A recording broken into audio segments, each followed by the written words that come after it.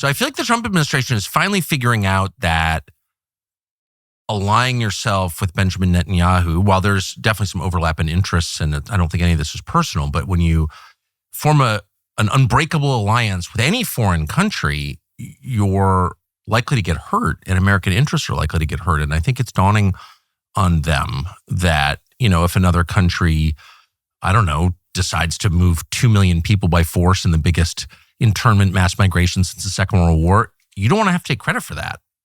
Are you surprised? Not really. Obviously, this is a terrible situation in the Middle East, and you can sit around and say, Israel should have been formed one way, Palestine should look another. Right, exactly. But the truth is, at the end of the day, these two peoples are completely incompatible, and one of them is going to try to remove the other. That's a really ugly thing. Nobody should ultimately think that's positive, but if you look throughout history, the solution most nations have to this issue is ethnic cleansing. That's just what happens throughout history. Again, you don't have to judge it one way or another. You just have to look at history and know that's how these things tend to get resolved. And it's ugly business for anyone. And why should we involve ourselves on either side of that, right? I just don't understand how that would ever serve America.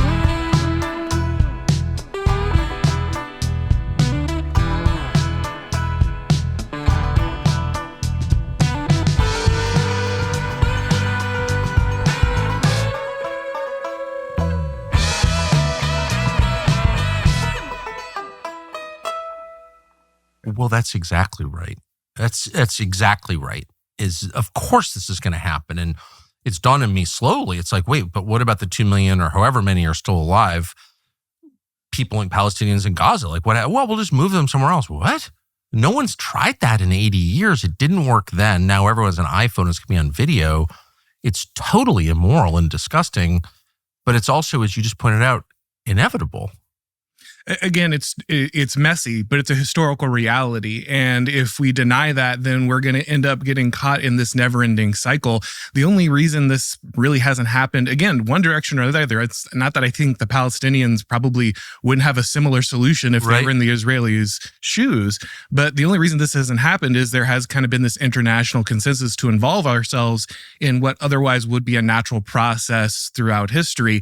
And so that's why we find ourselves stuck here over and over again. This is never going to get solved through diplomacy. You're never going to work out the ways in which you find it. No, it's going to end with one group displacing the other. That's just going to happen. And it's just not our problems. There's no reason we should have our money, our treasure, our people, or more importantly, our moral worth tied up to any of this.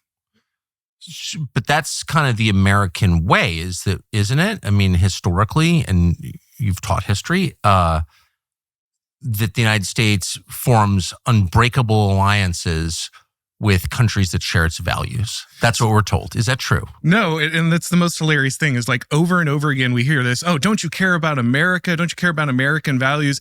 Actually, if we look at what the founders said about foreign policy, it's radically different. George Washington, in his farewell address, was very clear about the way we should approach foreign alliances. He said, basically, you shouldn't have them. You can have commercial relationships. You should trade with other nations, be friendly as possible.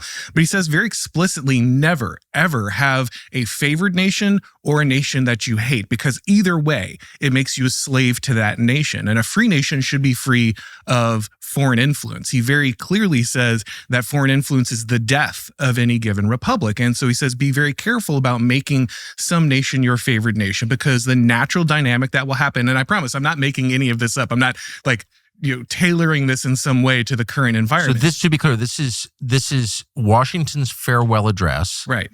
Which is, quote, there's one line from it, don't make foreign alliances or something that is, everyone's kind of familiar with. But he goes on about it? Oh, for several pages. And he explains exactly the dynamic that's going to happen. He says, you're going to associate this favored nation with your own nation. You're going to conflate its interests with its own interests. And not only will that happen, the different leaders of political factions inside your nation will start vying for favorability with the favored nation, showing themselves to be the true ally while you're the one who is deceiving everyone and you are actually betraying our true ally. And he says it's even going to get worse, because the real patriots that point out that you are favoring that nation instead of the interests of the real country you live in, those people will be now denounced as traitors. And they'll no way. Yes, it says very clearly.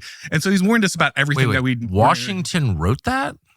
100%. Washington said the people who stand up and say, wait a second, nothing against that other country, but our country's interests should be the main focus of the U.S. government. That guy will be denounced as like a tool of Qatar. Right. And this is a document. This is a document that every school child used to have to learn. This is what in every history class you would go, this is one of our core documents along with the Constitution, the Gettysburg Address. But we never go over this anymore, and I don't think that's any kind of strange coincidence. It very clearly contradicts everything about our current foreign policy, and that's what the founders actually believed. That's so prescient, it's almost spooky.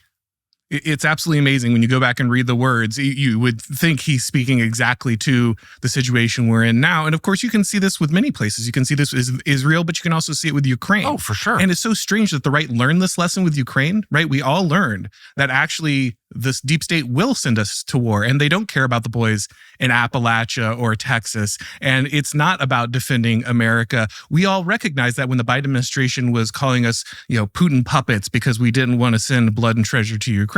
But all of a sudden, we have a similar situation where we might need to involve ourselves, and we forget all of the lessons we learned. We forget all of the foreign policy that we were actually supposed to be following if we're following the American tradition.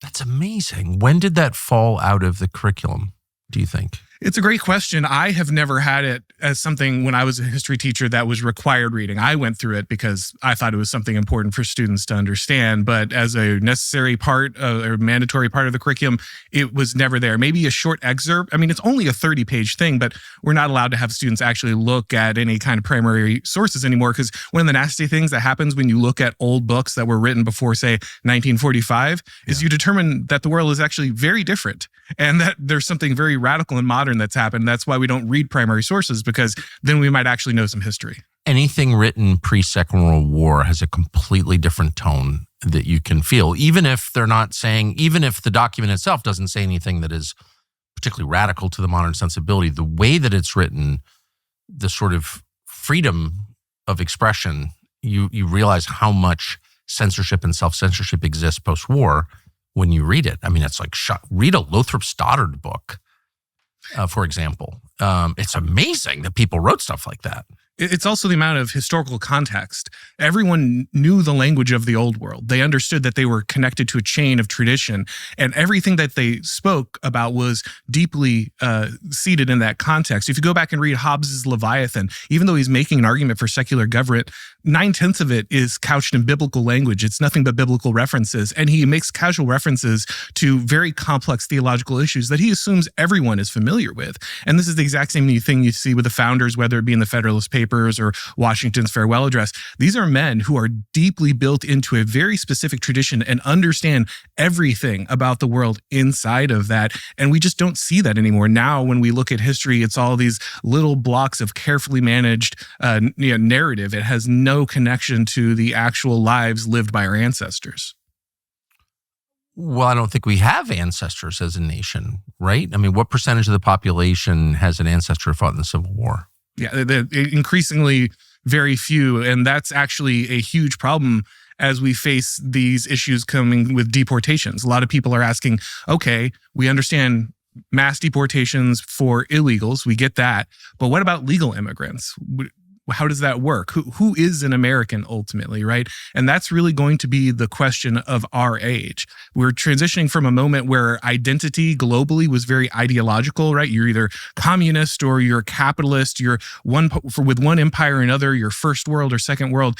That was shattered, right? That paradigm was shattered after the end of the Cold War. And instead, we all had to turn back inward and stop having this global ideological struggle and ask, okay, now that that's gone, who are we as peoples again? And that struggle to understand national identity, I think, is seeping through everything, including our ability to understand our own traditions and understand how our Constitution work and what our values actually are, not just what's being handed to us by the news media or an educational system. So we're understanding ourselves in a very different way. And where does that shake out? Like, what is identity post-ideology?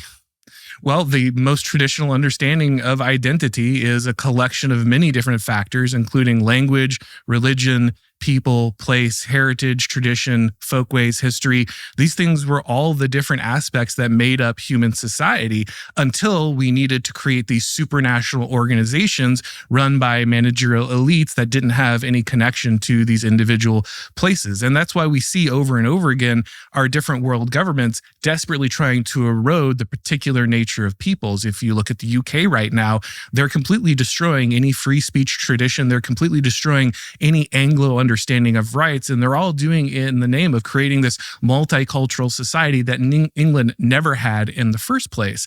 And so you see these elites who are destroying the nature and quality of their people. They're actively replacing the people in their nation, because if they do that, then those barriers to the power that previously existed that were tied to the tradition will be gone.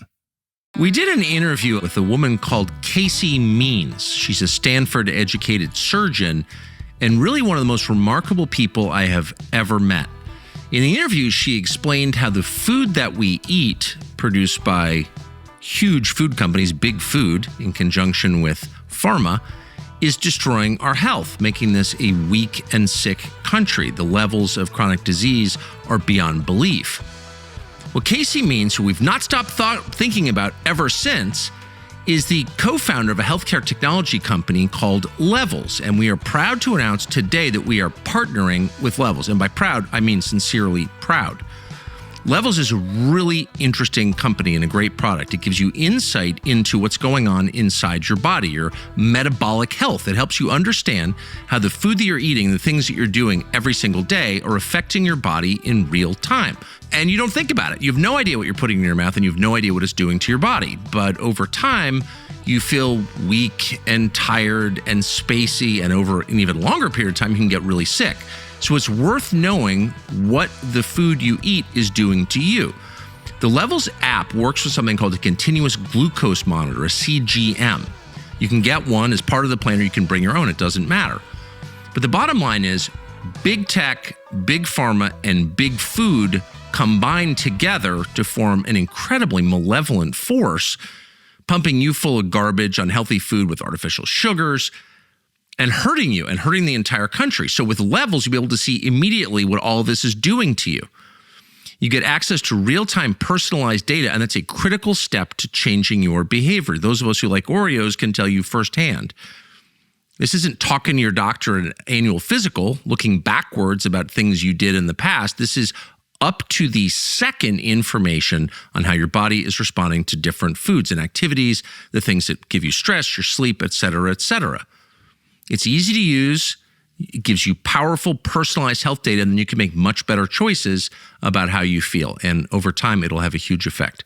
Right now, you can get an additional 2 free months when you go to levels.link/Tucker. That's levels.link/Tucker. This is the beginning of what we hope will be a long and happy partnership with Levels and Dr. Casey Means. So many questions. I can imagine a multiracial society. I certainly want to. I don't understand what a multicultural society is. How can you have a multicultural society? Because society is culture. So how can many exist in one society? Well, and this is, I think, a real problem with our really modern and vulgar use of race. Race is a macro category. Ethnos is a more organic micro category, right? And so when we think about different ethnicities in Europe, there are many, right? The difference between an Italian and a Swede is rather large. However, there's this vast, right? It's huge, vast, right? But there's this macro category of white or European, and that means something, but it really only means things in a highly racialized society. So it used to be that in America we had Black Americans, and they had a specific ethnic identity because they had basically been shorn of their previous ethnic identity. They didn't have a connection to their tribe, to their peoples, to their history. And so they had an ethnogenesis. They formed an ethnos in the United States. But the white population, the European descendants, were ones that had different European ethnos backgrounds. They had Germanic backgrounds. They had English backgrounds. Irish, all these, right? And so those different identities were distinct, and we even had different neighborhoods, entire states states that were settled by very different peoples, even though they're of European descent. But as we have racialized, as we have become only interested in those macro categories, all of those separate white ethnoses that once existed have been pulled into or the separate singular black identity. for that matter. Right. I mean, Yeah. The ones that existed previously. Yeah. Washington, D.C. is I think the largest population of Ethiopians and Eritreans who are black. Ask them what they think of local black people. Right. Right. I don't know that they've anything in common. They don't seem to. Right. So, but why would you want to erase all of those very real differences? Like why pretend that Swedes are the same as Sicilians? Because eventually each one of those particular cultures creates a high level of resistance to both standardization and scale of managerial power, but most importantly, to government power. Because peoples with particular traditions and identities aren't going to just go along with whatever the government says. They have real, organic, deeply seated understandings of who they are. We can just look at COVID, right? Who are all the people that actually resisted during COVID? Orthodox Jews, the Amish. The religious, people with high degrees of individual transcendent identities, right? Yeah. This is my group, my practice of my religion, the people I go to church with, the people in my community, they are more important than whatever the state believes. And the only thing that can push back against that, it's not abstract principle. It's not words in a constitution. The words in the constitution only restrict the government if they reflect particular understandings of peoples and the way that they live their lives. And that's why those communities were more resilient, because even if there was no paper constitution to protect them, their real beliefs, their real identity actually resisted the state. So your thesis is we see the world becoming homogenized, and there's something in us normal people, I think, that find that very distressing. And that's why we seek out places that are different, because we understand that the actual diversity of peoples is somehow important. We can feel that. And it's certainly interesting.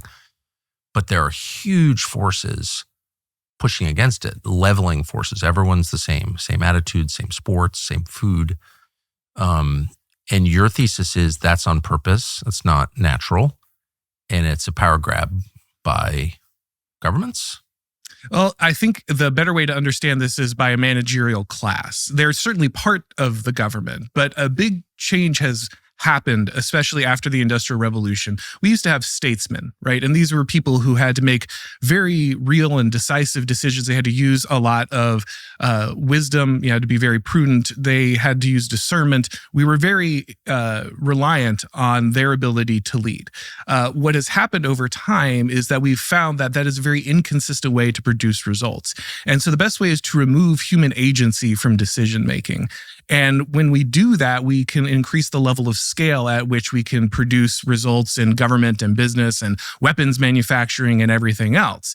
And so ultimately, if we can go ahead and abstract the human condition, if we can create a set of parameters by which people always have to act, then that allows us to create a situation in which we're producing bigger and better results without needing to understand any particular culture or people or rely on any type of human prudence or decision making. This is what everyone gets very angry about when they call any kind of bureaucracy, right? They're stuck in a phone tree and there's no one who can make a decision. There's no one who can overrule the machine. Every even real person they're talking to is kind of talking like a robot. And that allows the call center to handle more calls than they would if each individual person was actually making decisions and helping people. But in the end, it actually destroys the whole purpose of the call center. It only exists to serve itself. And that's what's happened with our managerial elite. They now only exist to serve their power. They now only exist to serve their global network. It involves, of course, governments, but involves NGOs and banks and educational institutions and media institutions. This is an entire class of people with the same interest set that are all working constantly to ensure that their power grows and the agency of individual people in their actual homelands is reduced. One of the core beliefs about economics, I think that most people have, because it's just intuitive, is that in order to receive a reward, you have to provide a service, like doing something useful, moving the ball forward, feeding people, giving them shelter, educating their children, allowing them to go to heaven or whatever. But like you have to be adding something in order to take something. And what I'm struck by with the group you're describing is how little they add. And I wonder if that I wonder if there's like kind of any precedent for that in human history. Well, there is quite a bit, right? So pretty much every government is at some level a thief, right? That's how kind of all governments start at some level. They're taking some percentage of what people make, what they do, and they're gathering it to themselves and hoarding it for themselves. But as you say, there used to be some kind of service provided. They're protecting your livelihood. They're ensuring no one invades you. They protect you from criminals, right? Like there is some kind of transaction that is occurring here. But over time, the more you control the market, the more you don't have to offer the product, right? This is why we hate monopolies, because they create scenarios in which you don't have to be reactive to the needs of the people. You don't have to keep providing because you're the only game in town. And more people understand that the only way they can interact, not just in their country, but globally, is with these managerial apparatuses. You have to work inside that framework. And so they continue to run in this race thinking that it's going to get them somewhere, but it's really the only thing available to them at this point. And so we are seeing in many different places around the world, people are pushing back against the managerial elite. You hear people like J.D. Vance or Vivek Ramaswamy talking about the administrative state and the need to dismantle the deep state, all of these things. We see people in the UK understanding that ultimately their government and not some foreign enemy is actually the most hostile thing to them. So there is pushback coming. We are seeing this to rise up, but the system is vast and powerful and extremely wealthy. And all of this is very difficult for people to do, especially because they've been trained for the most part to not even recognize that they are ruled, that there is a ruling class, right? It's all popular sovereignty. It's all democracy. The people have chosen this. You voted for it somewhere. And so it's actually not the leader's fault. It's not the guy making billions of dollars' fault. It's not the guy who's buying his fifth home's fault. No, it's your neighbor. It's the guy who runs the plumbing with a MAGA hat. It's his fault. He voted wrong. And he's the reason you're poor. I mean, that's such a perfect description of what's happening. An organization at a certain scale always exists for its own self-perpetuation. Is that true, do you think? That's right. Yeah. There's a historian, Robert Conquest, and he has 3 laws of power. Man. Yeah, absolutely. And his third law is that at the end, an organization, a bureaucratic organization, is just going to look like it's operated by a cabal of its enemies, because it eventually turns into an organization that only serves the members of the organization and not the actual purpose it was stated for. And so every one of these managers, everyone who is disassociated from both the people you're serving and the original organization itself, is just going to turn every piece of the organization into their own little power grab, their own little fiefdom where they can secure more. And that's why we see the managers exploding in every form of business, whether it's consulting. If you look at public education, where my experience came from, you have 1,000 more administrators than you do teachers, because the incentive is not to actually educate students or actually serve the public that you were created to serve. It's to perpetuate your existence inside that system. So what does it mean to be safe in your own home? For a long time, that meant good locks and maybe an alarm system. That was enough, but they're not enough. And you know that because the news is filled with stories of people who thought they were protected and fell victim anyway. Simply Safe can help prevent you from becoming the next victim. Instead of just responding after somebody comes into your home, an intruder enters, Simply Safe can stop them from ever getting in the first place. It's proactive. It doesn't just react. It stops the problem before it starts. Simply Safe's cameras and live monitoring agents detect suspicious activity, and if somebody is lurking around your house, agents engage in real time. They activate spotlights. They can call the cops to get the intruder away from your house and prevent him from coming in. Not all security systems do that. The difference is enormous. That's why our team, along with 4 million other people in this country, trust Simply Safe. Monitoring plans start for about $1 a day. They include a 60-day money-back guarantee. Visit simplysafe.com/Tucker to claim 50% off a new system with professional monitoring, and your first month is free. That's simplysafe.com/Tucker. There is no safe like Simply Safe. So the system, as one of its core imperatives, has got to divide the population. It feels that way. It doesn't, a lot of the, I'm coming to this slowly, but a lot of the ugliest things that the system does, inspiring race hatred, for example, I never have understood why you'd want to do that. Why would you want to do that? But they're doing it and have been for 60 years. Is that a long term? Can you continue doing that? Not forever, but it's a classic power strategy. So we need to understand that one of the things that power always wants to do is centralize and expand its reach. I think that's pretty obvious to a lot of people. But this guy, Bertrand de Juvenal, came up with this metaphysics of power. And his understanding was that what we would think of as the middle class, right? The kulaks, they're entrenched in society because they own a piece of the tradition. They own a piece of the land. They have actual communities. They have resilience. They have the ability to push back against the government. And so if you have this middle class, they're in the way of your power as a leader. Oh, yes. And so what do? Well, you take your ruling class, and you pair them with a low class from outside of society. And that high and low versus the middle is the way that you break apart society, because you promise the new voters or the new participants that you will give them whatever the kulaks have. It's all their fault. The middle class, they're the ones who are keeping you back. They're the racists. They're the sexists. And if you just defeat them, we'll just give you all their stuff. And this is the wedge that is continuously used. The large amount of our government right now is just a wealth transfer between heritage Americans and the new political class that's being moved in to rule society. That's just the dynamic we're seeing. And this happened in Rome. This has happened many, many times over. You can see many historical examples. So the H-1B thing is just so the enemy is what you call heritage Americans. What are those? Heritage Americans are those that are actually tied. You could find their last names in the Civil War registry. Like they have a tie to the history and to the land. And, Samuel Huntington is a guy who I really like. He wrote the Clash of Civilizations and Who Are We? And, I think won his debate with Francis Fukuyama pretty decisively. But, he said in Who Are We, his book about American identity, the core of American identity is the Anglo-Protestant spirit. And he's a man of the center left, as a Harvard professor. This is a guy who's not, he's not, you can only be an Anglo or a Protestant to be part of America. But he says even the Catholics and Jews in America take on this Anglo-Protestant affect in some way.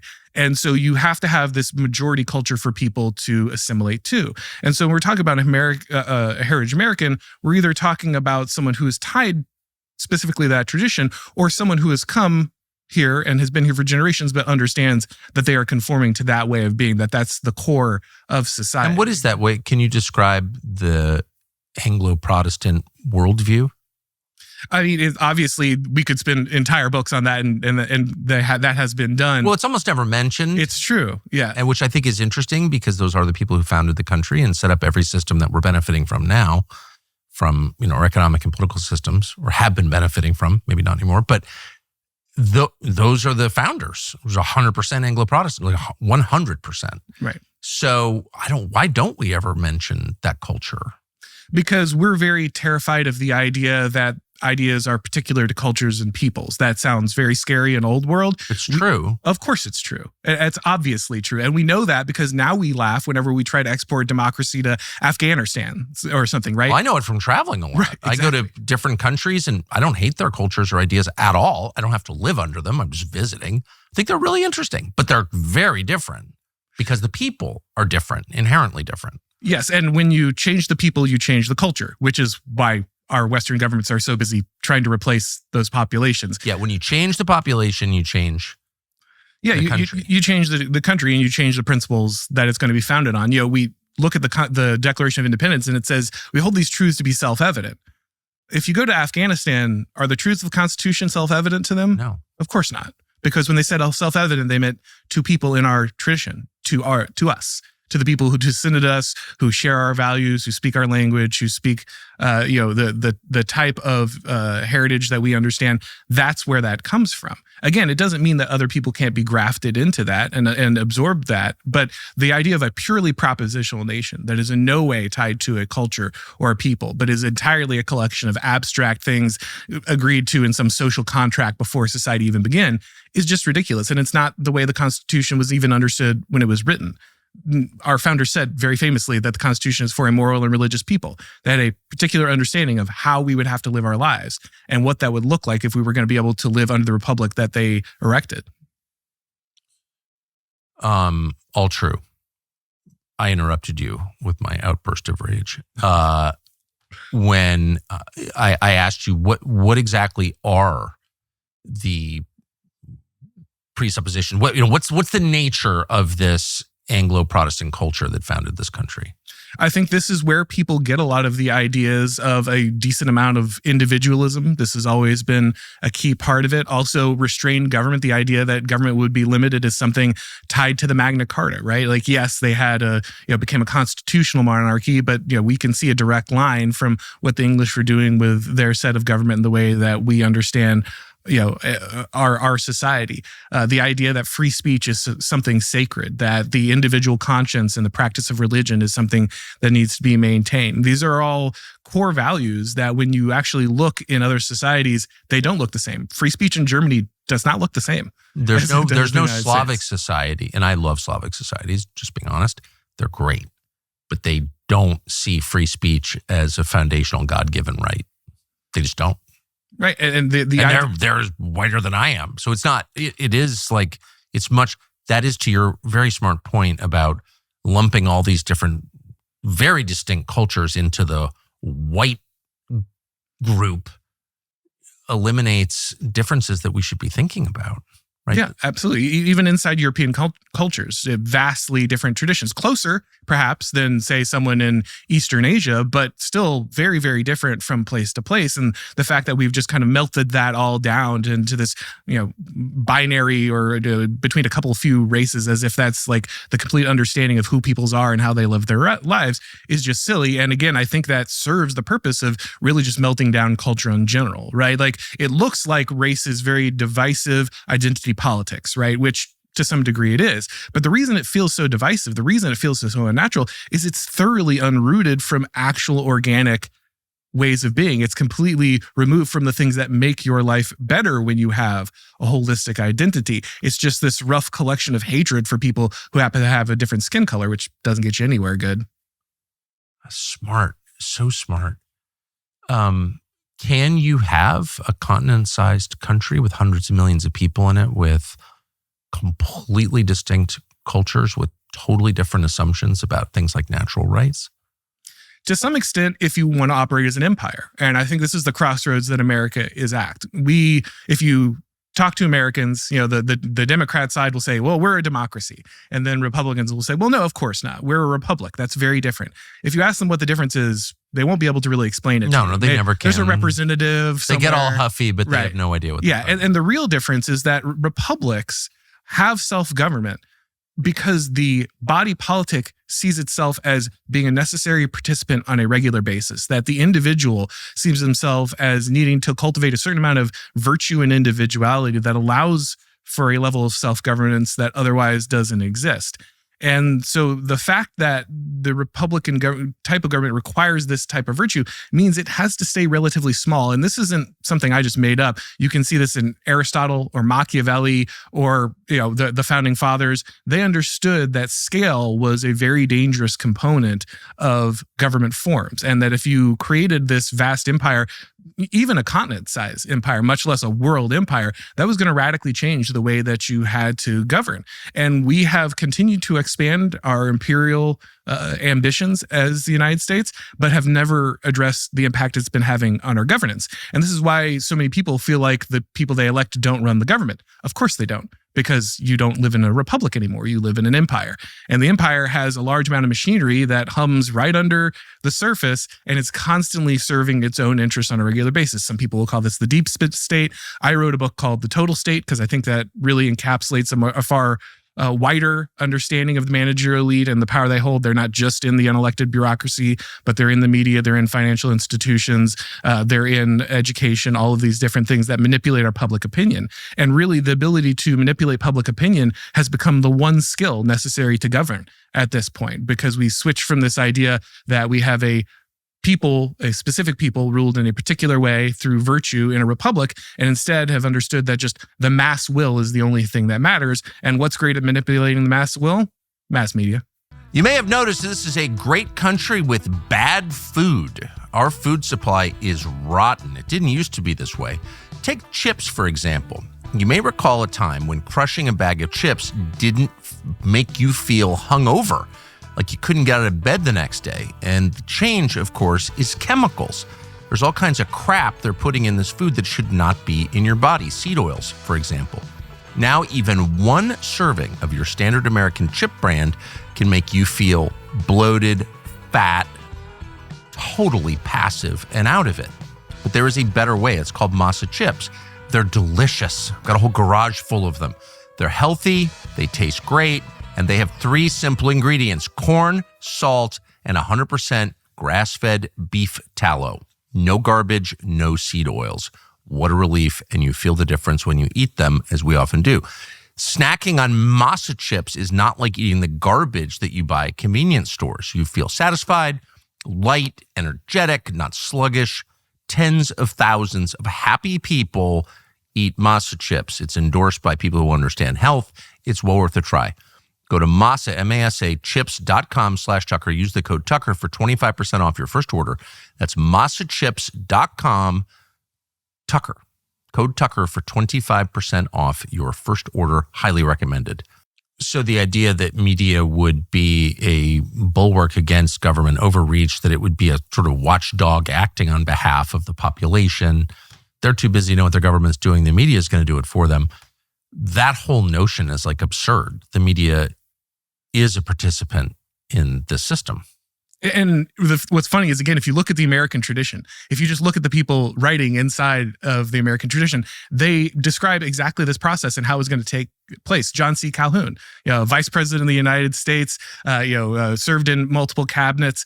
This is a guy who laid out in one of his treaties that ultimately the American media would not serve as any kind of check, some kind of fourth estate, and instead would be used by political parties to manipulate the opinion of people, creating a winner-take-all situation in any given election. You have a situation where all political parties are suddenly incentivized to basically burn down the country, take as much as they can for themselves, and imprison or otherwise deny their opponents access to the ballot box, because otherwise they'll lose this giant Leviathan they've built. And again, I think he wrote this in the 1850s, the 1840s. It's really released after his death. But again, we can just look at the people who were part of the American tradition, and they recognized that this is the function media was going to play from the beginning.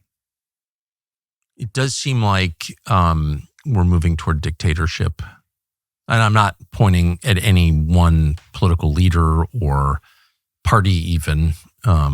I think the Democrats are much more eager for dictatorship than the Republicans generally, but I'm not even making that point. I'm just saying people's faith in democracy, whatever that is, has been badly shaken. And I just don't think you can govern in the way that our government currently governs forever. Do you think that's inevitable? Yeah, I do. I think Caesarism is a natural life cycle of any civilization. When you get to the oligarchic stage, Caesarism is it?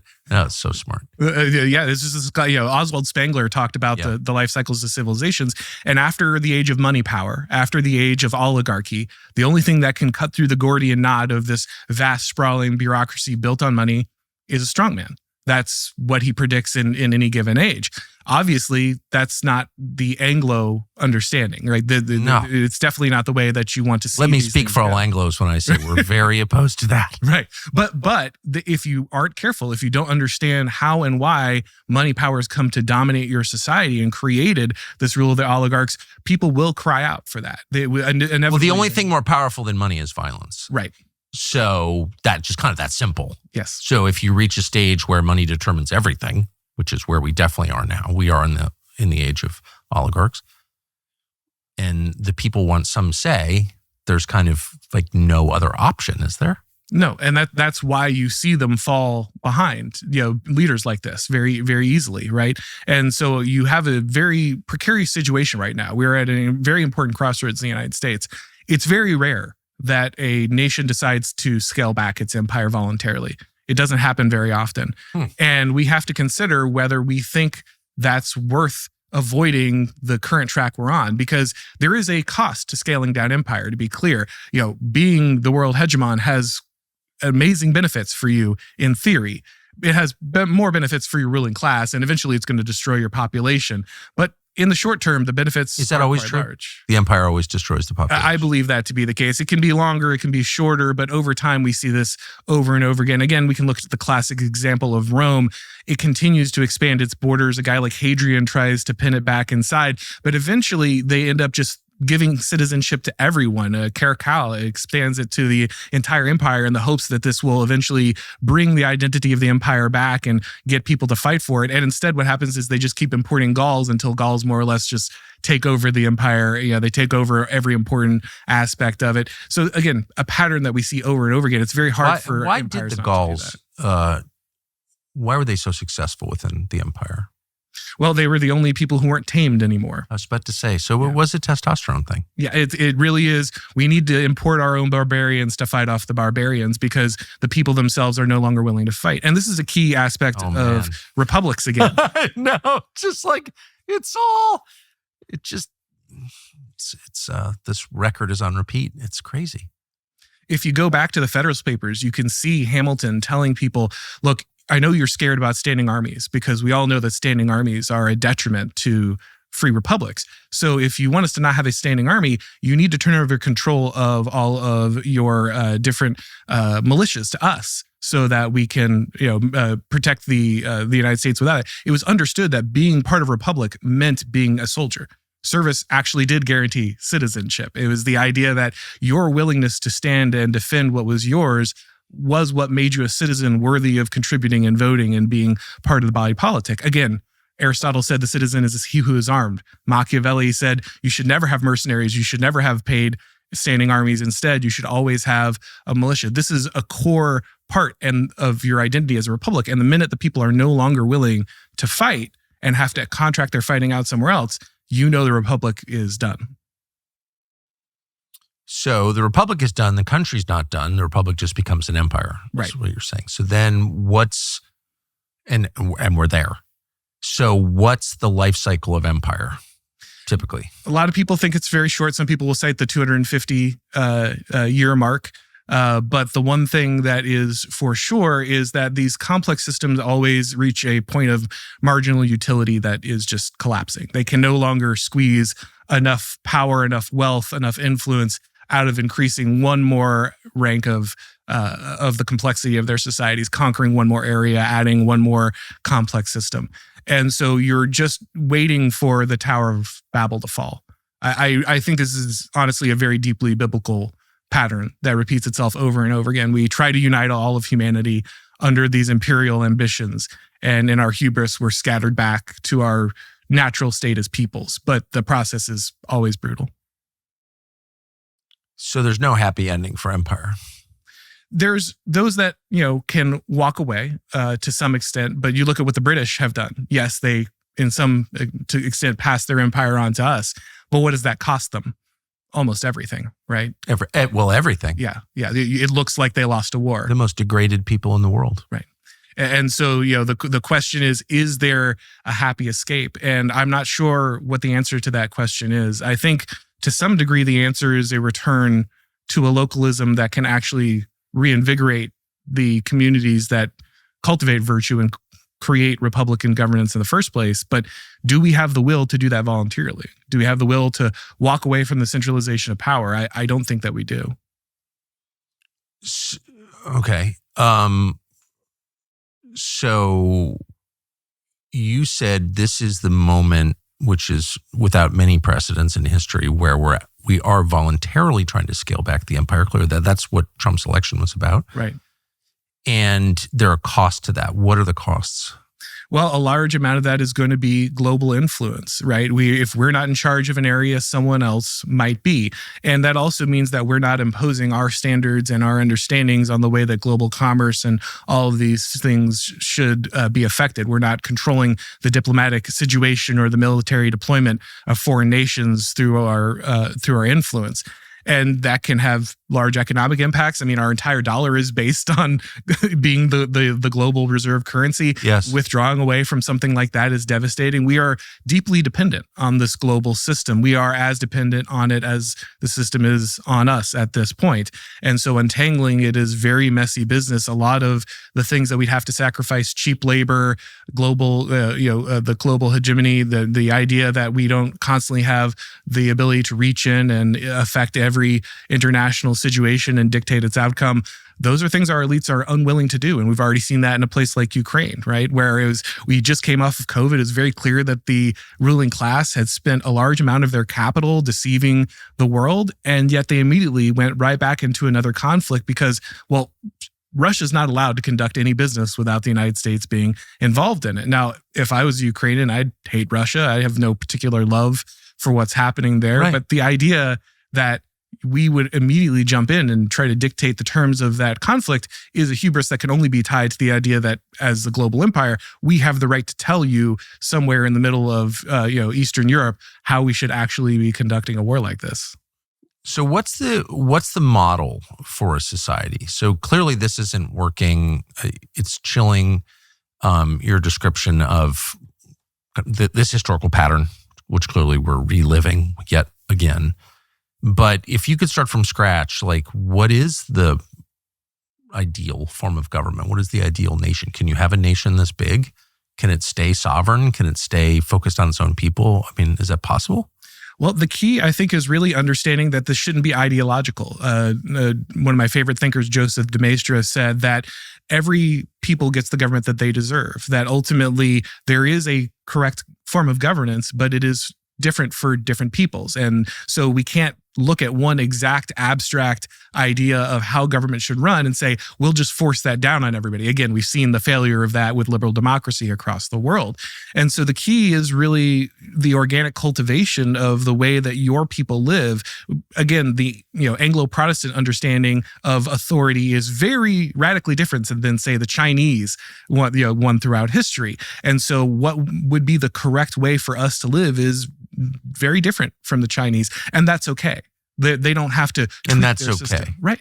We don't have to live in their system, and they don't have to live in ours. We don't have to impose that artificially. But we definitely don't have that view in this country. So in Arkansas, I was reading, because I know one of the people involved, the Attorney General of Arkansas, Tim Griffin, is a perfectly nice guy, but he's like considering bringing charges against some group, building some like housing development, and it's all white.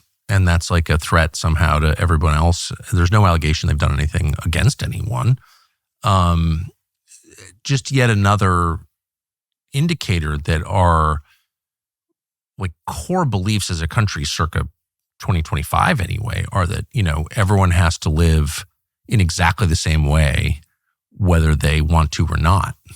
Well, this is a huge part of the Civil Rights Act, right? The Civil Rights Act itself is the end of freedom of association, which was a basic understanding of. Are you a racist? Huh? Oh, of course. You can't hold any of the opinions of our founders without being racist. We all know that. But one of the key understandings is that people had the right to associate as they please. Now, I would never frequent a place that's refusing to serve a Black American. No, like that's not in my principles. But I should have the choice whether or not I should do that. A business owner should have the right to decide whether I should do that. And let's be honest, this is 2025 America. We're not getting Jim Crow back. Unless, and this is the funniest thing about conservatives. They'll say, oh, of course America isn't racist. And then you say, well, we can get rid of the Civil Rights Act then, right? Because we don't need a giant government bureaucracy that intervenes in every aspect of society, giving it a blank check for large government power. You're conservative. You would want to get rid of that. And they say, oh, no, of course not. What if someone somewhere is racist? Right. So we have to keep this giant Soviet level mind control bureau that works across our entire society and warps every incentive from housing to employment to education. We have to maintain that. Why? Well, because if we're honest, most conservative politicians actually believe what liberals believe, that somewhere in the heart of America is just this giant pile of KKK members waiting to conquer the United States. And not just conservative or Republican lawmakers, but a lot of the opinion merchants out there on the so-called right turn out to have none of the core assumptions that I have. I mean, maybe I'm like super liberal. I always think of myself as the most right-wing person in the world, but I don't seem to have anything in common with them at all. I didn't know that until the second Trump term. Do you know what I'm talking about? Oh yeah, and it's been rather hilarious. Yeah, I'm pretty new to this. You've been doing this for a long time, but just 35 years, yeah. not too long. But no, you were like teaching school 5 years ago, right? Yeah. I've only been doing this for like 3 years. And so, it's been very eye-opening to interact with different personalities. And don't get me wrong, there are very sincere people. I want to warn people because everyone runs out there and just says, oh, this person's a grifter. He's a grifter. They're all selling their opinion. But, there are very principled people or very passionate people, but there are also a large amount of people who are in no way conservative, no way Republican, no way right wing, and make their living operating inside of these organizations. Even some famous ones. It's interesting. Very much. Who is? I think we can say the majority of people in general are afraid. Just they're afraid all the time. Secular people are all afraid all the time. So I'm not attacking anyone. I feel sorry for everyone involved, but I think the majority of people on the internet giving their opinions are kind of fake on some level. But there are some real ones. Who are the real ones?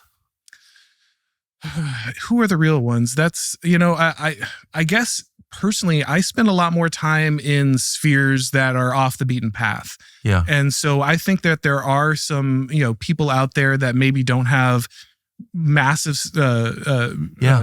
fan bases or, big voices in influential halls of power, but are speaking some of the most important truths out there today. Well, I think you're one of them. And that's one of the reasons, that's the main reason I wanted to meet you and have this conversation, because as much as I hate technology and electricity and all that stuff, and I'm pretty Kaczynski'd on all that modernity business, I do think the best thing about the modern world is the internet. And the fact that people who, don't have any connections to anything can succeed on the basis of the strength of their wisdom and of their opinions. And I just think you're a perfect example. So you work for the Blaze, and but you're very widely read on the internet. How did you get here? Like, how did you do that? Was this something that you planned?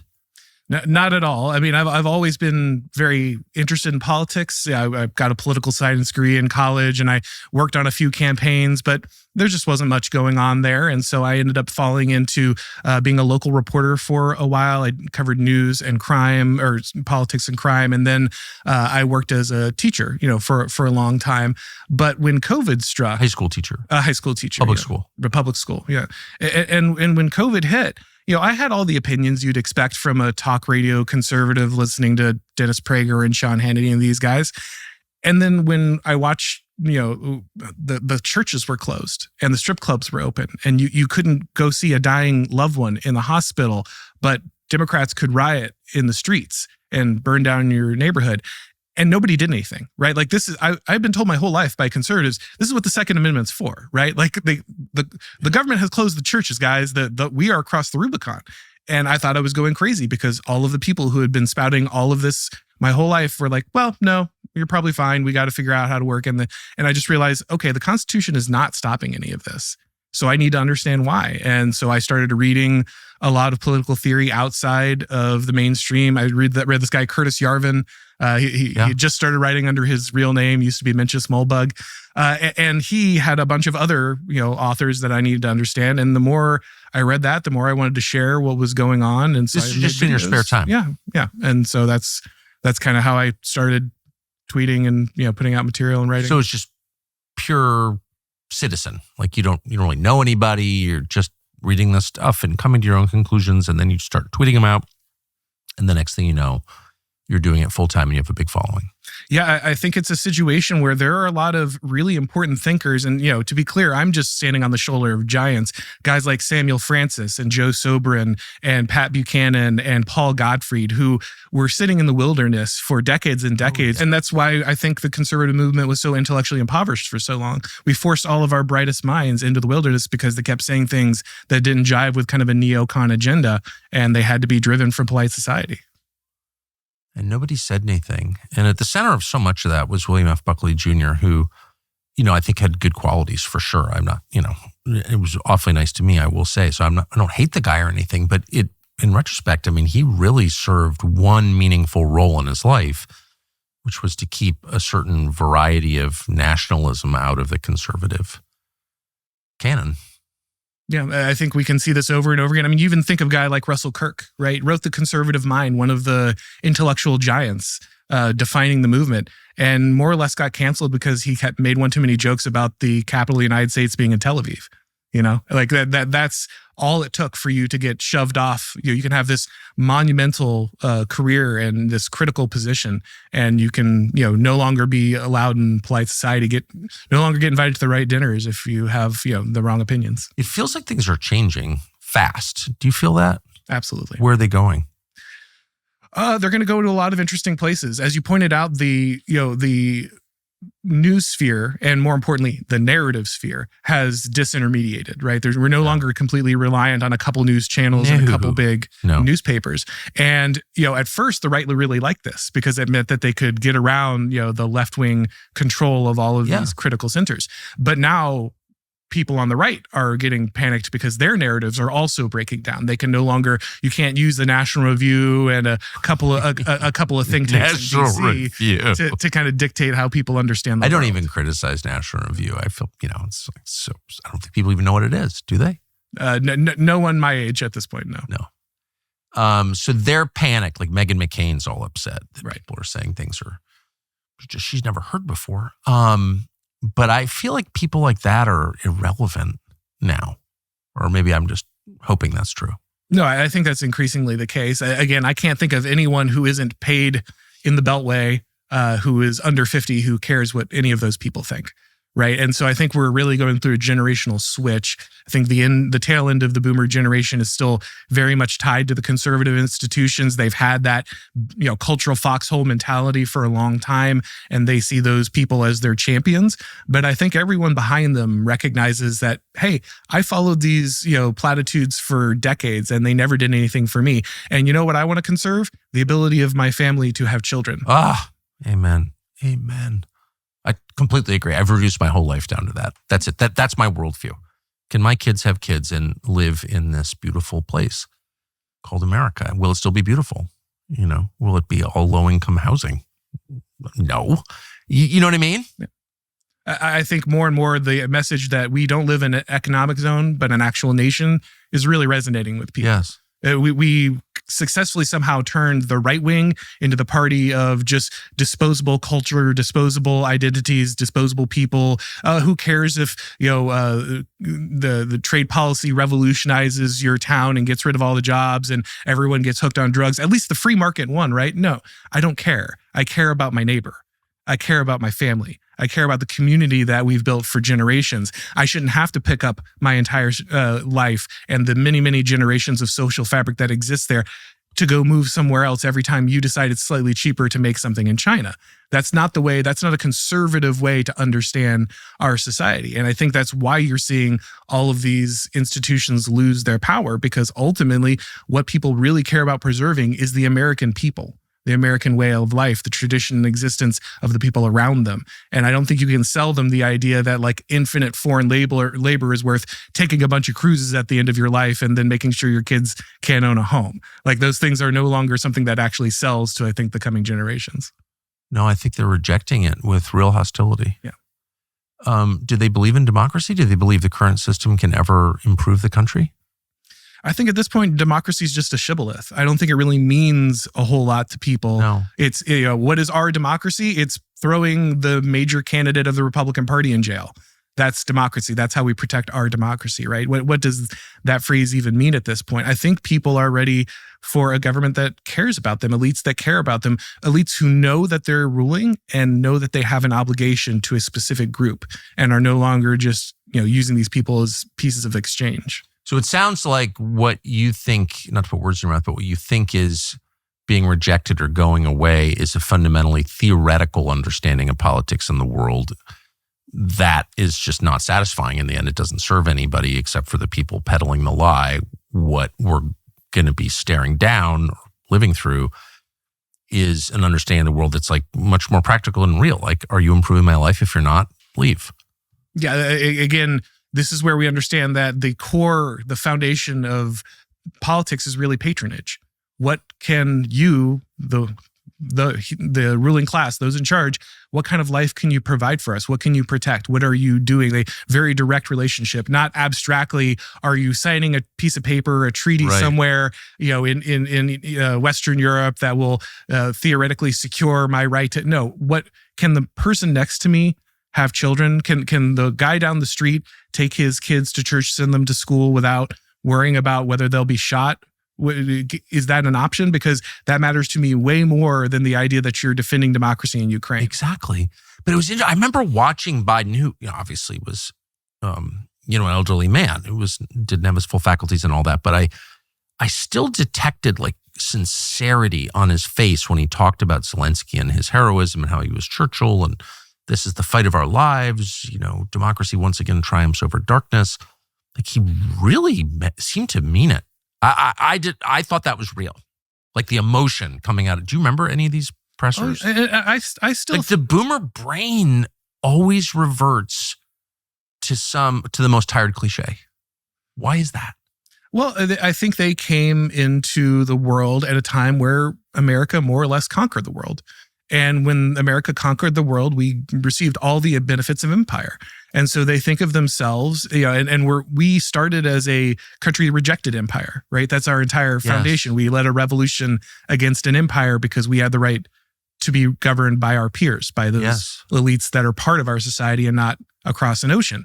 And so it's a very hard story to tell yourself that you conquered the world in the name of freedom, right? and so I think there's a lot of cognitive dissonance there, and that requires a very cartoon, Marvel movie-esque understanding of the world. We're Captain America. We fought for freedom. Exactly. But that's going away. That's going away with that generation. It is going away. I mean, I do think there's something about, and I always beat up on the boomers. There are a lot of great ones, wonderful people, but broad strokes here. This really was the first generation in history to have basically every part of their life dictated by popular culture. I mean, it's the television generation, really, right? And regional differences just went away during those years, 1946, 1964. And they kind of lost the capacity to think critically or something. Do you know what I'm talking about? Again, I think it's because it's disembodied, as you say, the radio and then the television, the train and then the automobile. These things collapsed the space inside of America that used to be regional, had specific understandings and ways of life. Yes. And when that happened, like you said, the only way to have a singular culture was through this kind of mass media projection. And so, I think the people make the joke, but the old person screaming at their television with the news is it's a stereotype for a reason, because that's the only way they understood how to absorb the wider culture. Yes, no, it's right. And I saw it with Republicans with Reagan. I'm not against Reagan or anything. Don't agree with everything, but I don't hate Reagan. But I mean, they get so, and there are former colleagues of mine at TV channels who are like, they talk about him and they just repeat the same 8 phrases, Mr. Gorbachev, tear down this wall, or whatever. And they're kind of carried away in a sincere way. Like they seem to experience life in the shallowest possible way. Do you feel what I'm saying? Sure. And a lot of that is the medium itself. There's statesmanship doesn't sell in sound bites, right? That's not really how that works. To be thoughtful, to be deliberate, to have that level of prudence requires deliberation and time. And you can't sell that, in between ads. And so that's harder and harder for political voices to really show. It's easier to just repeat the slogans. And we can hate people for that, but I don't think we should, because I think ultimately that's human nature. Oh, I agree. I don't hate them. I just don't want them in power at all. And I just want people to remember that so much of what they hear is misleading, but what they experience is the truth. That is the truth. And if your children are addicted to drugs, or your nephew dies of an OD, and your kids can't get married, and the best they can hope for is to work at some freaking bank, like that's not the life that you want for your family. Like that's reality, and it's nothing to do with bombing Iran or democracy or some nonsense like that. Like, how are your kids doing? I just think it's important to notice the world around you. Well, it's so amazing because so many people got angry with the Zoran Mamdani in New York, right? Yeah, the socialist is winning. How could a socialist win? It's like, I don't know, guys. Have you looked at the fact that the average first-time homebuyer thing is now 38 years old? Have you understood the fact that no one can get a decent job without going $100,000 in debt for a degree that objectively taught them nothing and they're actually just doing any learning they actually do on the job anyway. Like, you've built a society that shows people your system doesn't work. Now, I think there is a much better way than communism. But I agree. But you have to show them. You can't just sit there and obstinately say, no, we're this system, ride or die. We don't care if if you're homeless. We don't care if you can't have children. We don't care if you're going to live the rest of your life in your mom's basement. That's your fault. There's nothing wrong with the system ever. There's no reason to look at any of this. And I think, again, we're really seeing that shift, right? We're seeing that mentality shift in the younger conservative core. They truly understand, like, if I don't fix this soon, then I'm never having a future. I'm never having children. Right. Like, my bloodline will end. My religion will fade because it's no longer practiced. That's right. My community will collapse. That's right. I don't have time to sit around here and debate. My bloodline will end. My religion will fade, and my community will collapse. Those are the things that you are programmed by nature. In fact, in my view, by God, to care about. That's what matters.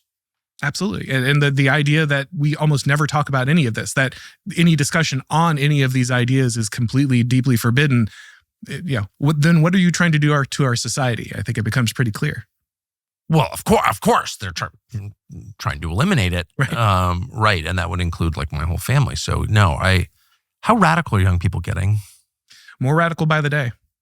And, I'll say this, after COVID, my idea that we're going to have some kind of revolution really faded pretty quickly. Yeah, I know. Right? I don't think we're going to have some 1776 revival here. I don't think that's going to be what happens. I think what's going to happen is 1789? I think what's more likely. I hope not. Let's hope not. Yeah, I don't want to go on the guillotine either. But I think more and more what's going to happen is people are going to check out. We're already seeing this, right? We hear people, men walking away from the workforce, walking away from forming families. We're going to keep eating out the center of what actually holds our society up. We think it's abstract ideas. What it actually is young men going out, working, forming families, finding worthy women, creating families, building societies together. That's what actually holds these things up, and it's all going to haul out from the center. And you can't import foreigners fast enough to solve this problem for you. And so what we're going to end up with is if we don't take radical action, I don't think it's some kind of armed rebellion. What we're going to see is a society that falls apart from the inside, because it loses its capacity, it loses its ability to do complex tasks, to coordinate all the things that require this vast empire to function. And when those things start dropping out, then we're really going to be up a creek. Well, we're there. Yeah, where it's already started. You can't fly across the country right now with a single stop and get there on time. It's not, or the whole air. I know nobody seems to care, but like our air traffic system is like collapsed. Have you flown on a plane that's been on time recently? This was the getting here is probably the first time in a long time. Right. Anything with a connecting flight is impossible. And this is just the competency crisis, because we're specifically checking out all the capable people from our society while we're simultaneously importing a bunch of people who have not had that ability and are going to be automated out of existence for most of the jobs we're hiring them for anyway. And in no way are we cultivating a set of people who are ready to face the challenges of a complicated world that we're existing in. Yeah. So, I do disagree with you on one point when you say that there will be no rebellion, there'll be no violence in response to all of this. I think there already is a lot of violence, but it's self-harm. So and you see this in formerly England, now the UK, but people are not fighting the government. They're not killing the tyrants. They're killing themselves. Yeah.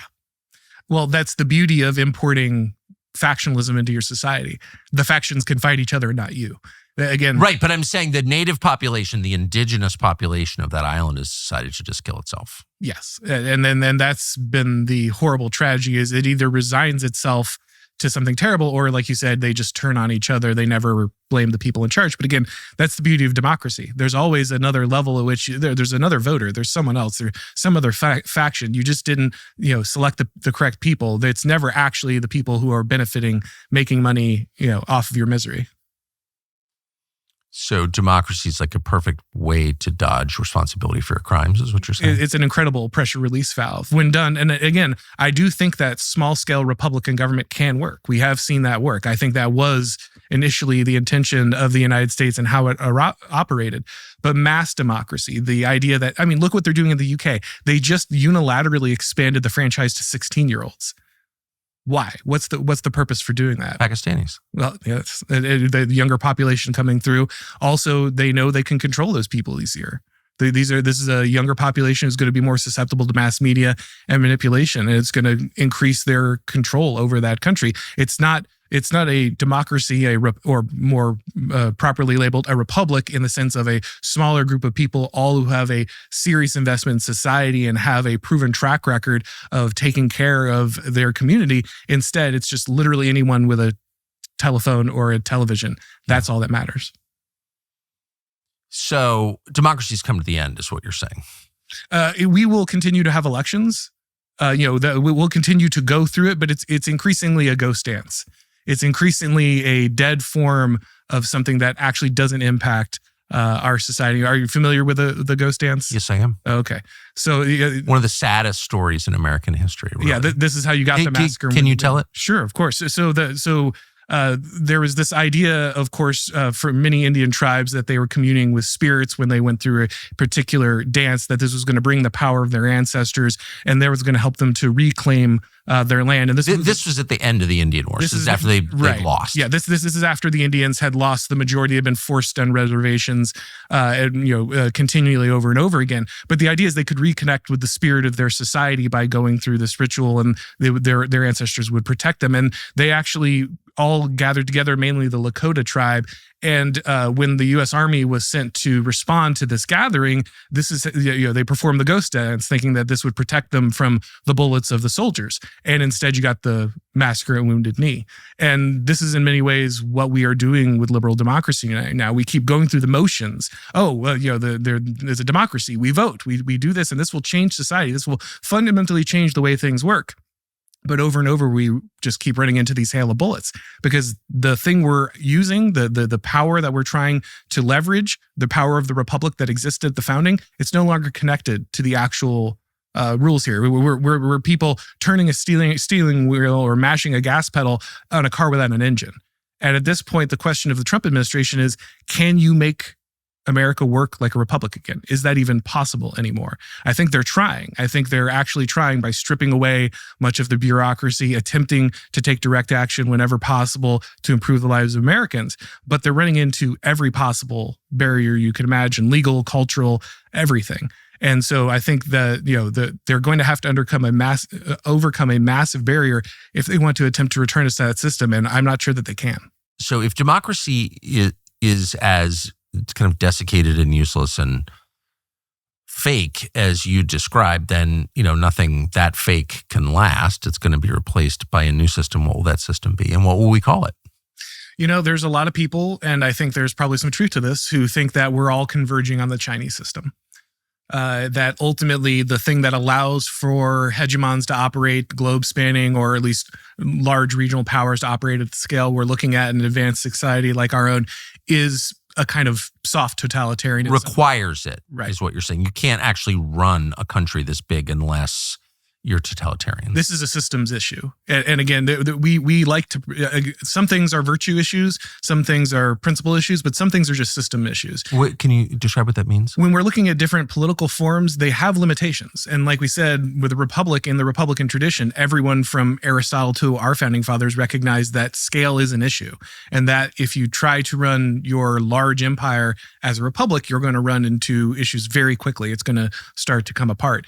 The same is true when we get to these vast empires. They have to be run in a specific way. If you want to control the opinions of people, if you want to leverage popular opinion and a particular understanding, if you want to use the economies of scale that you need in those type of societies, there's only so many ways you can operate, and one of them is the Chinese system, and that seems to be one of the most successful ones at this time. Again, I wouldn't want to live under it. It's not our way of being, but it is one that our global elites seem to be settling on as the model. Of course. Where your prison is invisible but no less real. Yeah. You don't have to take anyone to the gulag. They just can't get a job or a house or a wife. We don't need to put people in concentration camps anymore. You still might, but you don't need to do that anymore to be tyrannical. We can debank you. We can ensure that no one can ever hear your voice again, that you're never allowed in polite society, that there's a camera watching you 24/7 that will destroy your life if you step off the reservation. We don't need the trains anymore. What's interesting is that everybody seems on board with this in our leadership class. Like you imagine the Republicans get in power and they'll make it absolutely impossible for digital currency to become real, central bank digital currency. They're already taking steps. Republicans in Congress laying the groundwork, the basis for that now. So is there any escape from it? Not for a while. And I think this is also why we see all of our governments rushing towards artificial intelligence as well, right? Because this is another way to manage populations in a vast society. Algorithms that can constantly screen everything you're doing and everything you're saying and every opinion that you have and every piece of media you consume and what library books, if you're even checking out a library book at this point, if that even exists. Like these are things that are all critical, and AI can do these tasks at scale at a high level of rapidity.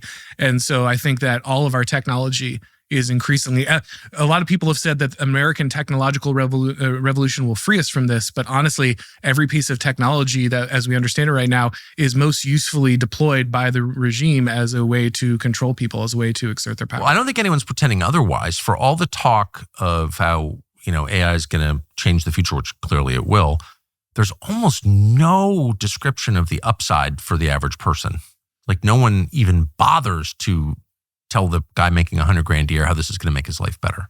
Yeah, and it's even worse because it starts abstracting away people's understanding of reality. Your epistemology is fundamentally broken when you rely on an AI search engine to bring you the truth. And as somebody who was teaching high school not that long ago, I've already seen it with just the dumber versions of Google. No children have any context for any decision they're making. They don't, again, as we talked about, they don't have a link to history. They don't have a link to tradition. They don't have religion that informs anything.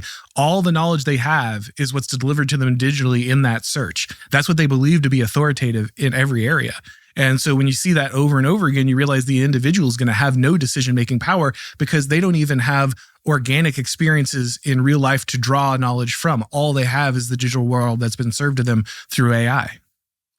So if you're older like me, you imagine censorship as the threat to speech, right? So there are all kinds of things that are true that are being said now on the internet right now that are like an actual threat to the way things are. So they have to be shut down. I mean, I'm just operating in that assumption.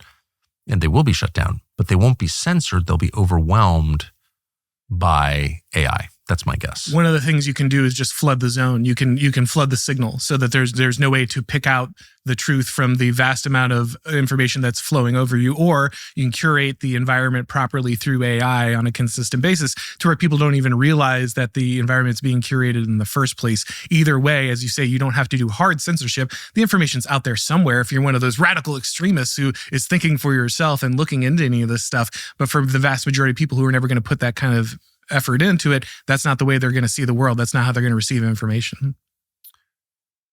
So to the form of government we're getting, you believe it's most likely we wind up with some kind of Chinese form of government where there's a president and a legislative body, but underneath it all, the regime maintains power through technology, a social credit system of some sort, where you do the will of the regime, where you just can't live. You don't get executed, but no one would choose that. Only 0.1% of the population really rebels against you, and then the really bad ones you kill, but the rest you just let live in obscurity.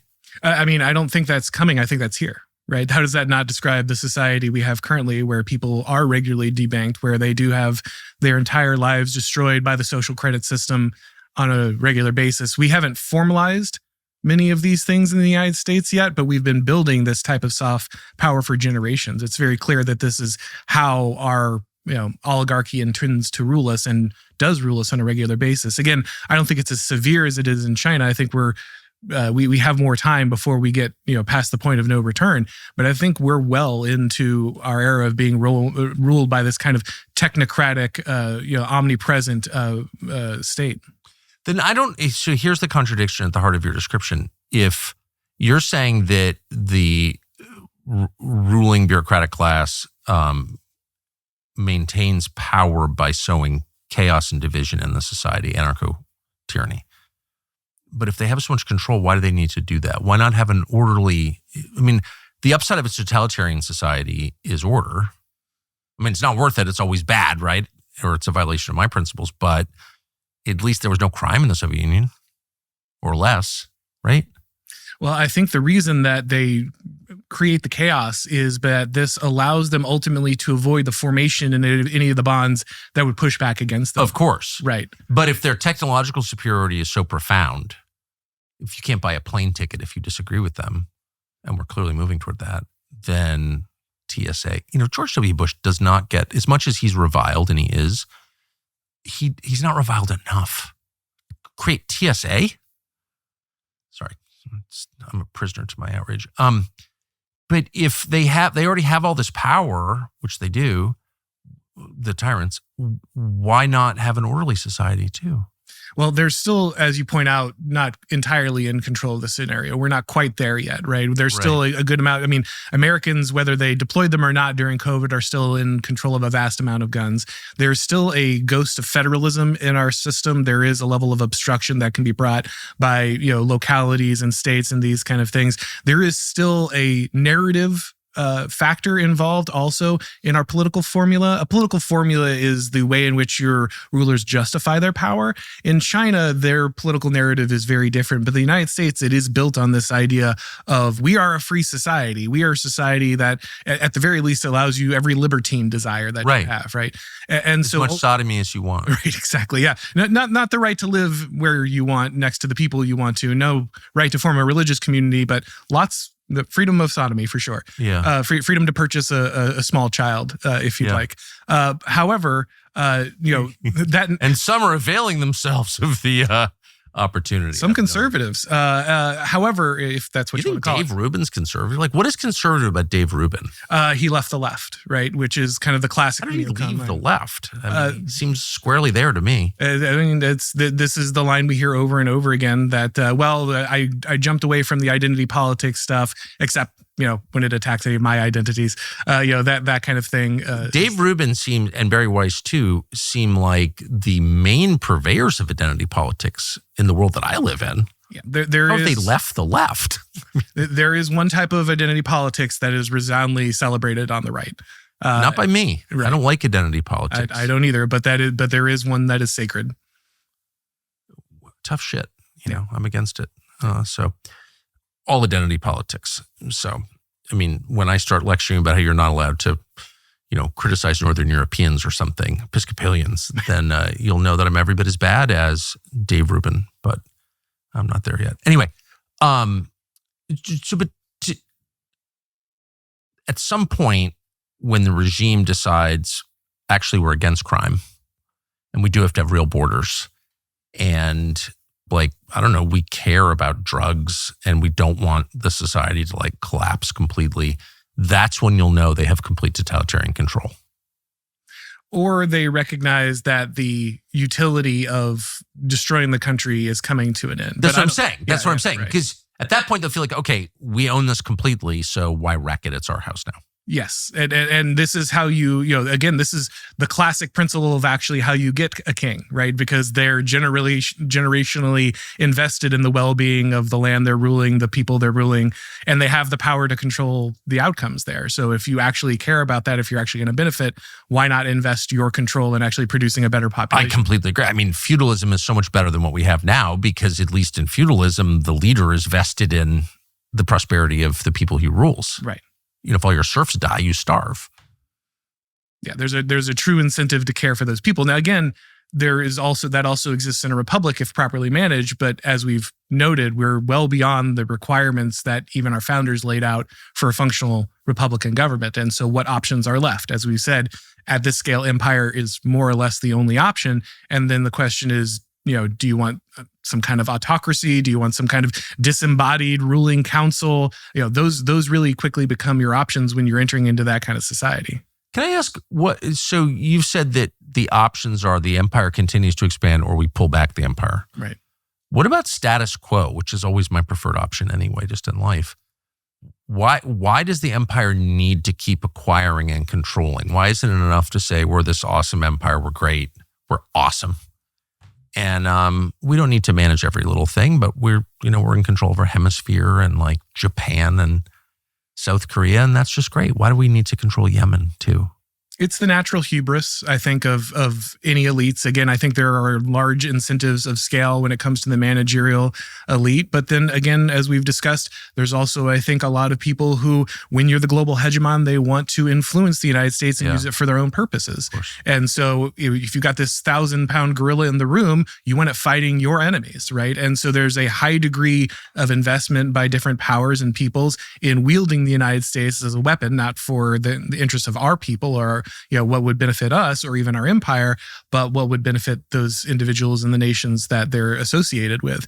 And again, this is why Washington warns so much about the factionalism, because this is what's going to create those different incentives inside your elites to stop serving the people and start serving the favored nation or the outside. When will we know that our old system is completely gone? I don't think we will for a long time. If you think about the way that Rome transitioned, of course, it started as a kingdom. It became a republic. If this sounds familiar, it's because it's the same cycle we were on. And then it became an empire. And when it became an empire, no one started calling Octavian or Augustus the emperor. He just assembled the different powers of the Principate. And the Senate stuck around for many generations. They still had influence. There were many Roman emperors who had to listen to the Senate and the men who were there. They didn't disappear. But over time, we slowly saw the way that Rome operated shifted. More and more power got moved into the emperor's hands, less and less sat with the people and even with the aristocracy eventually. And I think you'll see something very similar with the United States. No one's going to come by and hit a gong and declare that, the United States has fallen, the empire is over. We'll probably just see a similar change over time. But in Rome, one of the hallmarks of this evolution was the declining power of the legislative branch. Mm-hmm. Was that, no, we definitely see that here. For sure. And again, the Senate existed, it had influence, but yes, more and more it was very clear that that's not where decisions were made. And this is, again, very common in complex societies. Larger bureaucratic societies come with it, because to manage all of this area, to all these peoples, all this scale, you need a high degree of expertise. And the people in the legislative branch simply don't have it. So what happens is all of the legislative decisions get moved into the executive side, which is, again, what we've seen in the United States, because it contains all of these different organizations with all these experts that can operate all the mechanisms of scale that the congressmen simply can understand, right? And so it turns out that all of our legislation is just written by a bunch of legislative aides and a bunch of lobbyists and foreign influence, while the actual stuff gets done inside of the executive branch. But even then, in our system, we've seen that the executive has trouble even controlling his own branch. The entire first Trump presidency was defined by his inability to wrangle the executive branch and bring it to heel. And that was obviously their intention this time when they went in, which is why guys like J.D. Vance were talking about the importance of dismantling the administrative state. They knew that at the end, that was the biggest barrier to running the country for the will of the people. Is there any hope of reform? I am skeptical, and I hate saying that because I love my country. It's the only place I've ever lived. I'm never going anywhere else. I'm never running away. This is my home. These are my people. Yep. And I'm never abandoning it. But I always say I'm short on the American regime, but I'm long on the American people. Will we have exactly the United States as we understand it in 20, 50, 100 years? I'm doubtful, but will the American people still be strong? Will they still be resilient? Will their way of life live on? That's what we're fighting for at this point. And that's achievable. I think that is. Could you imagine a country where people were allowed to kind of live according to their own customs in different regions?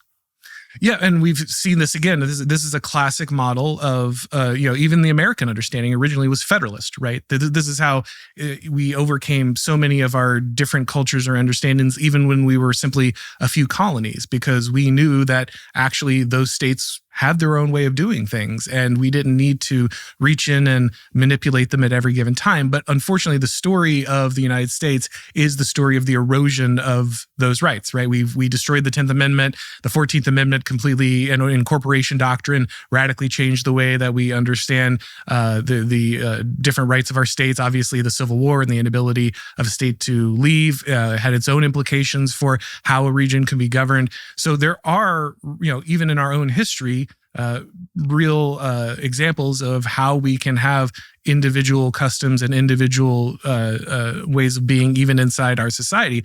But, we're much more like each other as Americans than we are different people. So there's still overlap there. You don't have to have radically different ways of life, but, you are allowed a certain amount of freedom. You don't have to have the central government constantly dictating everything. But technology makes it easier for the central government. I mean, 1956, Eisenhower sent the 101st Airborne to Central High School in Little Rock to enforce Brown versus Board. And that wouldn't have happened, 50 years before, because how would you get the 101st Airborne to Little Rock? You couldn't just put them on a plane. Right. And, but now, almost anything is possible from Washington with technology. So, I mean, do you think there will be places, if you have like a different view of things, or you want to live near people like you, will that be allowed? Again, it's going to depend on how powerful the central government is able to, or how long a powerful central government is able to maintain control. I think that all of the things we're talking about, all the technology, all the logistics, they require competence managing complexity, right? Yeah. The very thing we're losing. No, that's right. And so all of these impositions by the central government on our way of life require them to be able to coordinate these actions. And even though the technology is going to get more advanced, will we be able to regularly apply it? Will we be able to maintain it? Will you actually be able to deliver that power and control on a consistent basis? That's going to be the question, I think, that determines. I hope not. I mean, I lived in a tyrannical city most of my life, but the people running at Washington, D.C. at the local level were so stupid that you could kind of do whatever you wanted, and corrupt, and some nice, by the way, but just dumb. So everything was against the law, but you could do whatever you wanted to do. And that was kind of great. Yeah, there is a certain level at which a third world kleptocracy is freer than the society we're in right now. That's the argument I used to make at dinner in DC to my neighbors, and they really hated it. Yeah. But I always say, you can do whatever you want here, like whatever you want. Except I guess be Donald Trump. But short of that, you could do whatever you wanted. Interesting. Do you, I noticed that there is this, still to this moment, this desire to kill the whites. And I think it's so weird. I think it's almost like the official policy, or it's certainly the mindset of so many in power across the world. And I don't really understand what that is. It's majority white countries that are being targeted for mass migration. And it's only those countries. And I'm not saying this as some sort of crazy white partisan. I am white, but I'm not obsessed with being white or anything, but I just notice it. And I think it's really evil, but I don't really know where that comes from. Where does that come from? Well, a large amount of it comes from the narrative that we tell ourselves. So post the World War II, and especially post the Civil Rights Revolution, the purpose of the United States is to remove any differences between outcomes for different races. Mm-hmm. And in any differences that show themselves, that manifest between races, can only be de facto evidence of racism, right? This is literally the law of the land. Most people don't understand that after Griggs versus Duke Power, we have this idea called disparate impact. Yes. And this disparate impact doctrine says that if there are any outcomes that are different between groups, even if you didn't intend to be racist, you must be racist. That's the only explanation. So for instance, the Sheetz gas station chain started running background checks, criminal background checks on their employees, which makes perfect sense. You don't want someone who's a felon running your gas station, right? But they lost a case against the federal government and had to settle this massive fine because more minorities were being selected by the background checks and removed because they had more criminal records. And even though that's just an objective fact uncovered by the Sheetz gas station using that standard, it's still racist. It's still their intention, whether they had it or not, whether or not they had the intention, they are still guilty of racism. And so therefore, they have to get rid of this policy. This is the way we see our entire society. You have to, in some way, assume that whites have held down other groups inside your society. That's the only explanation for why they might be in one position and those other minorities might be in another. And so you have to destroy those people. You have to, all your hatred is justifiable because at the end of the day, those people probably they have some sympathy with Nazis, or they're somehow related to mid-century Germans. Like, that's the conclusion we seem to draw over and over again. And that gives a blank check to people to treat many people in America and other European nations as less than human. And boy, are they. There was this kind of amazing case in Cincinnati recently where this white couple, there's video of it, were at some jazz festival and got surrounded by a group of black people who beat them unconscious. I don't know the context of it. I'm sure there's a lot I don't understand, but from the video, it looks like what happens a lot in this country was they were beaten up because they were white. It's very common, and the stats prove it. But it's that fact is suppressed. Every single person knows it. It happens in prisons. It happens in schools. It happens in parks. It happens at jazz festivals. But and it's obviously awful, as it would be, that all that violence is awful, racial discrimination is awful, whatever. But what I find interesting is that the authorities are like angry when you point it out. And there's this video of this kind of fat, middle-aged police chief, or person posing as a police chief in Cincinnati.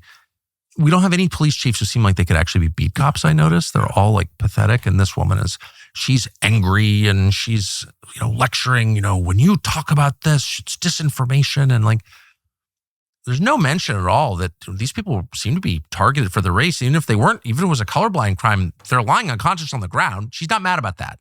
She's mad that someone might be talking about white people getting hurt. What is that? So there's a lot of reasons behind that, but the most shocking one to your audience will be the community relations services. So if they're not familiar with this organization, it's statutorily required by the Civil Rights Act. And its job, in theory, is to go out and smooth over race relations in the United States. Wherever there's going to be a hot spot, you deploy the Community Relations Service, the CRS, to that hot spot, and you try to calm the tensions between different communities. In reality, what the CRS actually does is goes in and tells white victim families that they need to put out specific statements. They coach them through particular narratives. They are often provided with written statements to go out and talk to the media about it. And you'll see this pattern over and over again, right?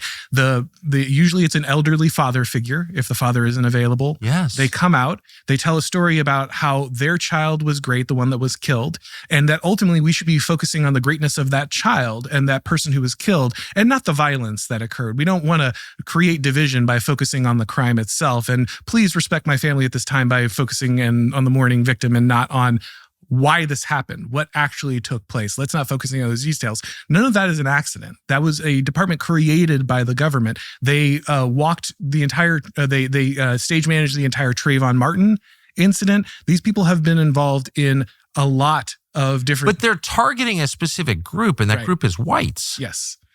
And I just think it's bonkers that could happen in our country and no one mentions it. And it's just so sinister. Again, if it was happening to Malaysians, I'd be like, come on, what are we doing? Yeah. And again, this is happening to the majority, the quickly disappearing majority in this country. Yeah. And again, I think they're given this blank check because ultimately whiteness is this inherent evil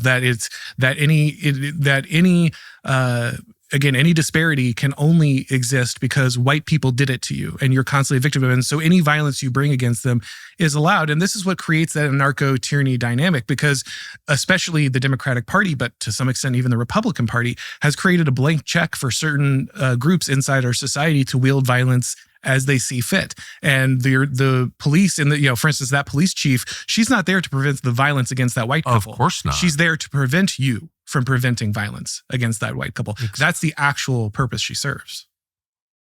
On whose behalf?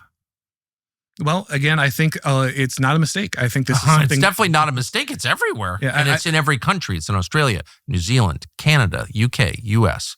Every one of those countries has exactly the same policy or a species of it and exactly the same attitudes, and all of them are enforced by force. Yeah, and I think it is that these ruling elites find that it generates a wedge inside their societies that allows them maintain power. It creates this disruptive effect that keeps effective communities from forming that would push back against totalitarian control. It allows them to raid these people and take their wealth and transfer it to new constituents who are easier to control. I think it serves both narrative and ideological interests, but also just raw power and financial interests as well. Man, that's dark. What are the signs of hope that you see in the United States? I think that there are many signs of hope that I actually see. It's a lot. I know we talked about a lot of bad stuff here today, but I think there are several big ones. First is that more and more people who describe themselves as conservative or right wing care more about their families and care more about their communities than they care about ideology. And that is starting to sink in. I think we're also seeing a big shift, especially on the right, when it comes to the idea of perpetual war and foreign policy, that we don't constantly need to be at war, that we don't constantly need to be the world's policeman. We certainly don't need to be doing that on the behest of any foreign nation, that the purpose of the United States government and any of its institutions, including the military, should only be the well-being of our people. I think we're also seeing a willingness to adjust and look at the economy. Used to be that the right would never look at, something like tariffs or any kind of economic policy that would violate the Bible of Milton Friedman. But actually, when we see the results of it, they're harming our communities. And more people are willing to say, no, conservatism is conserving my community, not some abstract commitment to a policy that is harming my neighbor. And I see more and more young people looking at religion as a way forward, which to me is the most important thing. You do see that? Yeah. I don't think it's everyone. Well, it's never going to be. Everyone. No, but those people who create intentional communities, religious communities, they're the people who are going to make it through the other side of this. They're the people who are going to be passing down their values. They're the people who are going to draw strength from a tradition and a transcendent truth that others don't have. And so I see more and more young people yearning for that. And I think that is a huge spark of hope. So you see people forming, young people having grown up in this, not just people from subcultures, not just the Amish or the Orthodox or other highly committed religious communities, but you see people who just sort of grew up in America deciding I'm going to join an intentional religious community? Yeah, I do. And I see more people forming, realizing they need to move near people who have shared values with them. I know certain people, living in the Ridge Runner community in Tennessee, and other examples where they recognize that not only am I, need to be more serious about my religion and forming these communities, it's no longer sufficient for me to talk about them abstractly online. I need to actually physically live in a community with people who share these ideas. Again, it's small amounts of people right now. It's still forming. It's still at its genesis, but I think it is expanding, and I think it increasingly will be the successful societies in the United States. Amazing. Would you consider joining one? Yeah, I think I would. And one of the main reasons I have not done something like this is I have lived where I've lived for a very long time.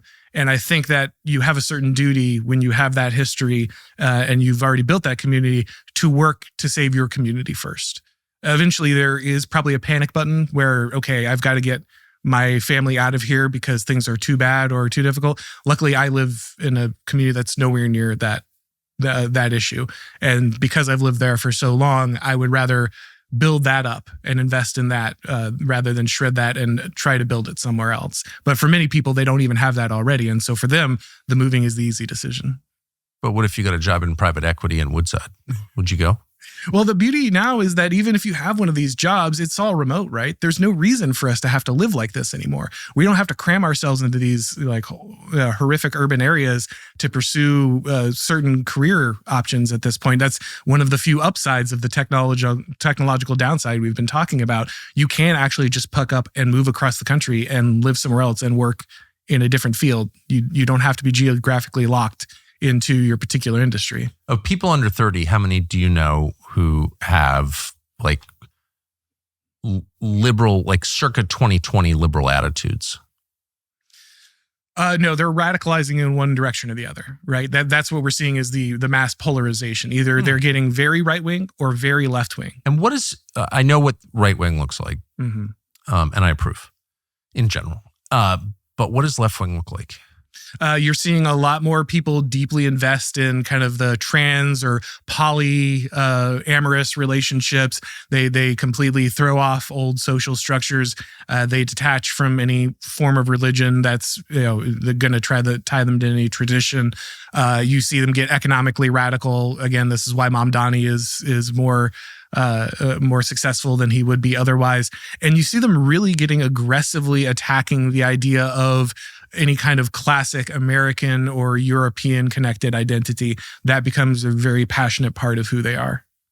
Really? So it's a South Asian identity? Like, what is the identity if it's not tied to a specific? It's this really abstract progressivism. It's this really they'll pull out maybe tribal culture. They'll do some land acknowledgement or talk about the ancient peoples of some African tribe, but ultimately it really is this hypermodern, progressive, completely deracinated existence where your identity is highly malleable. It can be changed from day to day. Maybe today I'm male, I'm female, I'm married to you. Now I've got 3 other girlfriends we're all involved together. Our children don't really belong to anybody. It's all the nightmare stuff that the right wing. It's been tried so much. Yeah. That's a very old path. Yes. Actually. That's the Aleister Crowley path, who did not die happy, I will say. It seems like if we're going to have violence, and unfortunately I suspect that we've gone so long with no violence, really 160 years, which is amazing for any society. France can't say that. UK can't say that. We can say that. But that may change. And if there is violence, it seems like it's going to come from that group to me. Well, it will come from that group for a couple of reasons. One, up to this point, they basically had a free hand to do so, right? What is Antifa except a group of state shock troops deployed against... It's the youth wing of the Democratic Party, right. Of course. Yeah, it's their brown shirts, right? And so that's exactly what we see over and over again. And it's only going to get worse because not only do these people feel morally justified, they also thought that they would never face any consequences. They were right. And they were right.